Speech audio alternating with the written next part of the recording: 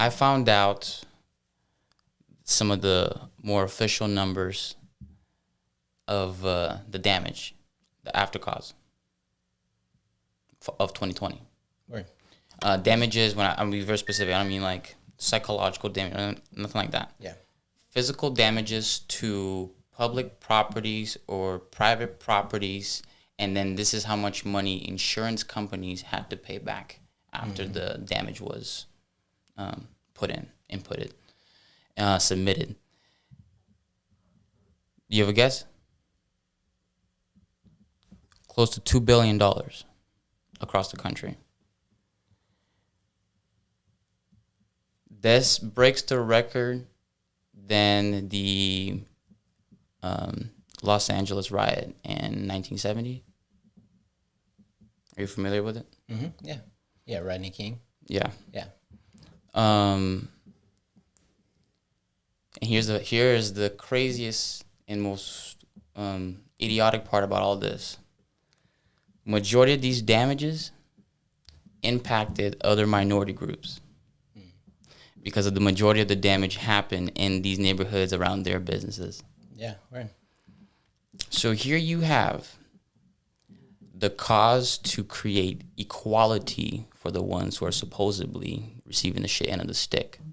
And they received even a farther shit end of the stick. Right. Yeah. And while all the rich people in nice-ass neighborhoods with nice-ass properties barely experienced the wrath that these movements created. And if they did, it was minor compared to what the people... I mean, it's not a concept where... I mean, you might have seen... I saw that some of the damages in downtown Seattle. Mm-hmm. Like, I actually made a point to walk in downtown right after some of the big protests. And right where you have on Pike, where you have kind of going towards Capitol Hill, you have like that Cheesecake Factory and the community center or whatever it's called.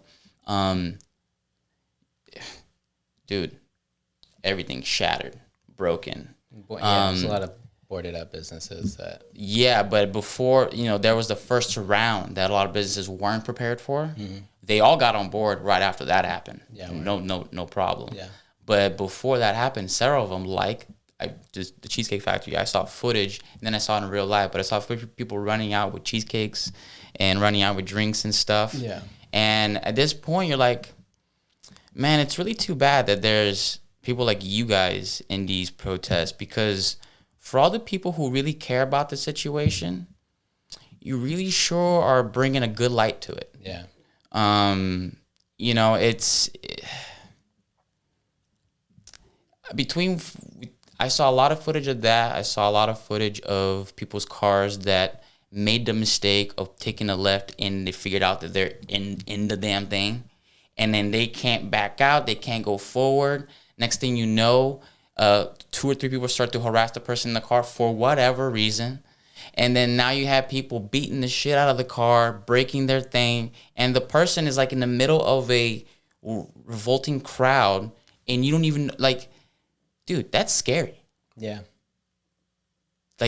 And then the person in the car decides to just dip out and press the gas because they think they're about to get whooped in the middle of an angry crowd, and then people get run over in the process. I mean, it's just like, thing. I mean, it's all over the place. There's plenty of people who are basically hitting people with their car maliciously too, though. But I mean, really, all of this goes to the point that protesting is not really an effective way to elicit change, especially if you're damaging, minority-owned businesses in your own neighborhood. Like, that really is it's just not smart. It's not a good way, it's not helpful to your community or yourself. But, as far as the damages go, people, would argue that human life is priceless. It doesn't matter, if there's a property damage, the fact that someone was murdered and, is that just their killers got away with it to a lot of people. So you're going to destroy stuff?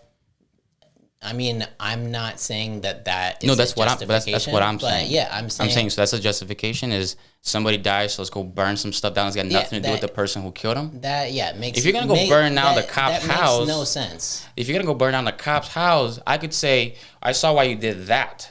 But you going around burning Chow Ming's corner street, and dude has zero to do with how you feel about whatever. Yeah. And that's the point, is that, like, I understand the circumstances we're trying to paint, but let's talk about the actual reality of what happened. Right. What happened was destruction left and right. People that were not part of the actual protest got harassed the fuck out of if they made the mistake of walking through or being in the place and they were walking through. Yeah, or just, I saw like some videos of people like cheering the protesters on and then getting rocks thrown through their windows, like, you know, and they're like, we're on your side, you know, but it's chaos. It's really absolute chaos. It's not an effective way to elicit change, I think. And coming from two people who understand the concept of energy. Right. You are willingly walking into a blob of energy that is all over the place. Yeah.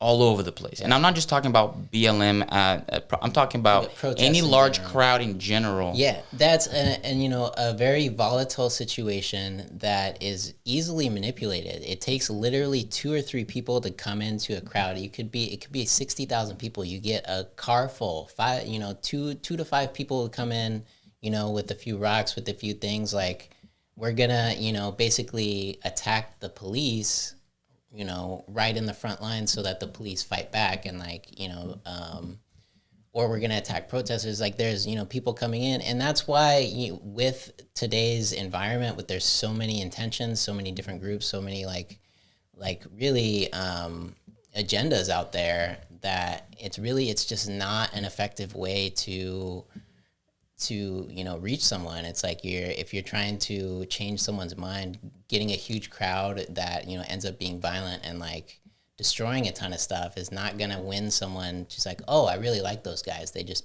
you know, destroyed my city, like, or they destroyed my business or my building, like, I'm gonna go join their cause. Like, it, you know, I get it. I get why you're upset and why you want to protest, and you know, you want things to change, but it's an ineffective way of going about things.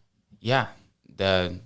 This whole intimidation tactics that I found out from multiple small business owners who were told that they had BLM representatives and Antifa representatives walk up to their store telling them to put up certain signs, and in some situations even asking for small amounts of money to keep them protected. Yeah, like the mob. Like the fucking mob. And, you know, it's...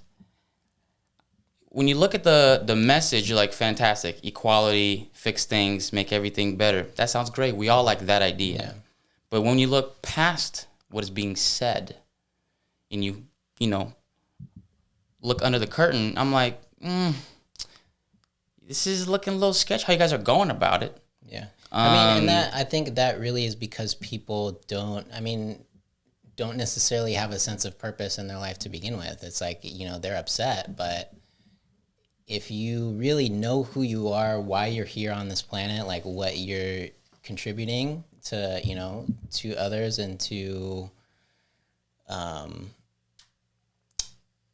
your time here, to your experience, to like the overall planetary experience, then you're going to get swept up in riots or protests, or, you know, like, you're going to go along with the crowd. I think, you know, what people really need to do is go inside and figure things out for themselves. And, you know, if they're upset about something, figure out an effective way to, like, voice that anger. You know, it's like, if you're going to write legislators, you know, if 60,000 people wrote, you know, emails and letters every day. The same message. Yeah. You know, to a governor, a mayor or something, it's like, you have to respond to that, you know, and it's like, in today's information age, that's the more effective way about going about it. I agree. All right, thanks for watching this clip from Appropriate Culture. If you want to watch the full episode, go ahead and check out us at appropriateculture.com. You can also check us out on social media platforms at Appropriate Culture. Like, subscribe, and we'll see you guys on the next one.